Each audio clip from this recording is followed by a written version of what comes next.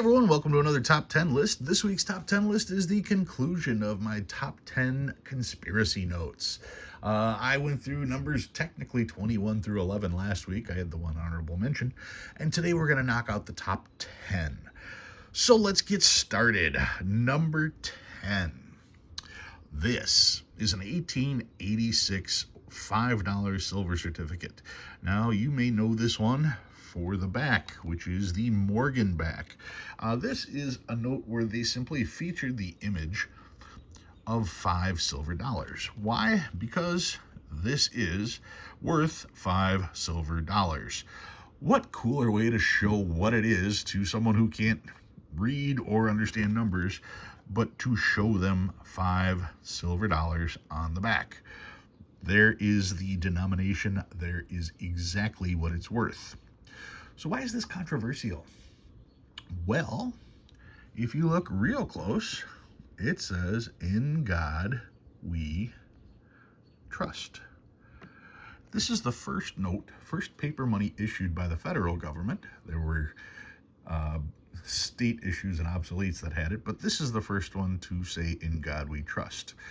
And that's controversial because of a little thing called the First Amendment, which means you are allowed to believe in any religion you like without forcing your religion onto anyone else. Freedom of religion, that's like a founding pillar of our country. For those of you who don't know, the Pilgrims, the religious people on a quest, were looking for a place where they could worship without the government interfering. So when you talk about the Mayflower and the Pilgrims and those people, they were on a pilgrimage to find a place where they could worship the way they wanted without the government stepping in. So one of the founding pillars of our country is that you can worship any way you want without the government telling you which way to worship.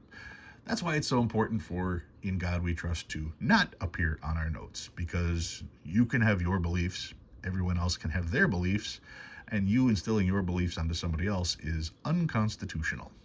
So that is number 10. Number 9. Very famous note. This note here is from the $10 note from the Citizens Bank of Louisiana.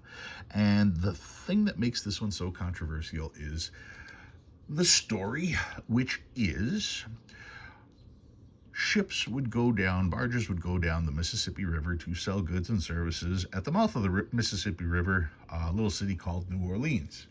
When they would sell stuff, they would hope to get notes that they knew were worth money, because this is in the 1850s, 1860s, and the further you went from a bank who issued the notes, the less value the note had, because people didn't know if the notes were real or not. If you had never been to a particular bank, you had no way to verify whether the bank was still there. So people didn't want to take cash from banks they didn't know about. The Citizens Bank of Louisiana was a very well-known bank, which means whenever anyone sold their goods and services, they wanted these notes in return because they knew that this was good stuff. Now, the Citizens Bank of Louisiana having the French Quarter and the like, decided that on the $10 denomination, they were going to put 10 in French on the back. And you can see here, that's DIX. In fact, they put everything in French on the back of the note. Very cool looking note. Thing is that people up north didn't understand that. And they just gave these notes a little nickname called Dixies. They called these note Dixies. And where do you go to get Dixies? Well, you must have to go to Dixieland to get Dixies. Thus, this is the note that gave the South the nickname Dixieland. Now, some people like to say that the Mason-Dixon line is what gave the South the nickname the Dixieland, except the Mason-Dixon line, nobody named Dixon wants to be called Dixie. Dixie was not the nickname for Dixon, so no, that wasn't it. But people will still debate it all the time. Here it is, the reason why the South is called Dixieland. That is number 9. Number 8. Number 8 is my $10,000 1900 gold certificate. So why is this on the list of controversial notes? Well, To start with, this was put out in 1900. This was essentially bank-to-bank transactions. One way, because 1 ounce of gold was a $20 gold coin at the time. So if you had 500 ounces of gold, that's pretty heavy. Or you could have this little piece of paper and move the same thing. In 1933, we went off the gold standard, which may or may not be controversial to begin with, but all the gold certificates had to be recalled. These have serial numbers, and it was easy enough to verify that every note issued was returned. But they stored these in the post office in Washington, D.C., which in 1935 caught fire. Somebody was aware that these notes were there, and to save these notes for historical purposes, they took these notes and threw them out the window to save them from the fire. So now you have to imagine this post office on fire. The fire department there trying to put everything out, the crowd's gathering, watching the building up in flames, and all of a sudden now these $10,000 bills are fluttering out the window. You can imagine the mad scramble to grab these off of the streets as they were falling into puddles, some of them still burning when they hit the ground, as you can see here. They don't know how many of these survived the fire. What they do know is that approximately 500 were missing. So, best case scenario, this is one of 500. There is no telling exactly how many are actually still surviving, but the maximum number would be 500 because they were able to go through all the notes that were still there, put them back in numerical order, and determine how many were missing. So the way that this note got into my collection, yeah, it had to have gone out that window, and the mounting tape or glue or whatever you want to say, this has been mounted many, many, many years ago, and you can tell that they mounted this corner, which means the burn was there before the mounting. Otherwise, they would have mounted it here. So that lets me know that that burn, that's from the fire. That one is number 8. Number 7. This is a 1901 $10 bill, the Bison note. Everybody wants to get one of these Bisons. You've got Lewis and Clark on this note as well as the Bison. Lewis and Clark, the two guys that saw more bison probably than any other Americans in the history of the country, because they went across country while there were still millions of buffalo roaming. And I say buffalo, they weren't buffalo, they're bison. Anyway, people will argue that this is a commemorative. It was actually put out to celebrate the 100 years of after the Louisiana Purchase, where Lewis and Clark then did go west to see what we actually had. It wasn't necessarily designed as a commemorative. Commemoratives are put out for a short period of time, usually less than a year. This was just designed to be the next note. So that's why it's not really a commemorative, but that is the reasoning for everybody being on here. These two and the Bison, of course. But the other thing, so is this or is it not a commemorative? Technically, no, but people love to say that it is. The other thing, though, is here and here. Because it looks like this person is naked. And it looks like that one's got a shirt on. You can see a sleeve there, but that one looks naked. And if it's not naked, that's transparent, which is the same as naked. So take that for what it's worth. I'll show the back of this one real quick. There's that one there. Kind of looks like the back of the 50. In the back of the 50, you've got 2 ocean liners on either side and palm trees here. But yeah, that's that one.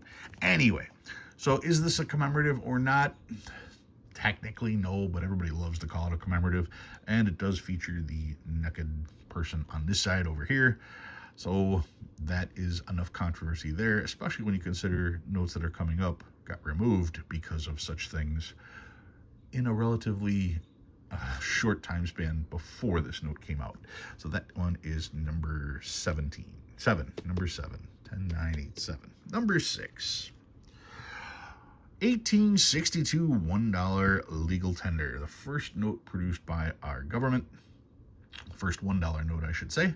Why is this on the list? I mean, this is just a cool note. But what makes this controversial? Well, they did use a particular security feature. You'll see right here they've got 1, 2, and 3, and on this note, this is the $1 note, they have the 1 highlighted. If I was to pull out the 2, this little circle will come around the 2. The thing is they also have a 3, and we don't have a $3 bill. Were we gonna have a $3 bill? This seems to say we were gonna have a $3 bill. But there are no images of a potential $3 bill on the 1862 series. We've never gone forth with a $3 bill since. But yet, here it is, 1, 2, and 3. They were prepared to do it. It just never came to be. So yeah, when people sit there and look at that, why is there a 3 there? Well, that's the reason. That one is number 6, 10, 9, 8, 7, 6. Number 5. I have the Jackass note, 1880 $10 legal tender. Why is this called the Jackass? Well, it has to do with this wonderful little eagle that's right there on the bottom, and whether or not this was coincidence or if it was done intentionally. Because as you can see, it is a very cool picture of the eagle. And in fact, I'm going to do it this way so it focuses, and I'm going to zoom in like this so that I can make this really big on the screen. There we go. So there is that eagle. Now what I'm going to do is I'm slowly going to rotate this, because that eagle, when you turn it over, changes into something else. And at this point, I don't even see the eagle anymore. I just see what it turns into. Because I see an eyeball. Do I have a pen? Yeah, I do. I see an eyeball. I see a white muzzle. I see the nose. I see an ear. I see the neck and the mane. That's a donkey, otherwise known as a jackass. And I do not know if that was intentional or not. But that's why this note's called the Jackass note. And it's there. Period. End of story. I mean, you cannot deny that there is a donkey visible in that picture. And like I said, it's not known if that was intentional or accidental, but it is there. So that one is number 5. Let's see if I can get this zoom correctly again. There we go. There we go. Okay. So that's number 5. Number 4. This one's kind of cryptic. This is a 1923 $5 silver certificate. This is known as the porthole note. The porthole note has a image of Lincoln in this perfect little circle. Looks like he's looking out of a porthole. Now, I always assumed portholes would be a little smaller than this, so you'd expect Lincoln's head to be a little bigger than that, but that is not the case. The problem with the porthole is that this is a large size note. And if you look real close, you can see there is a fold right here. Well, because people would fold the note this way, and they would also fold the note this way. Before I get too far, we'll show the back of this note, just so you can see it.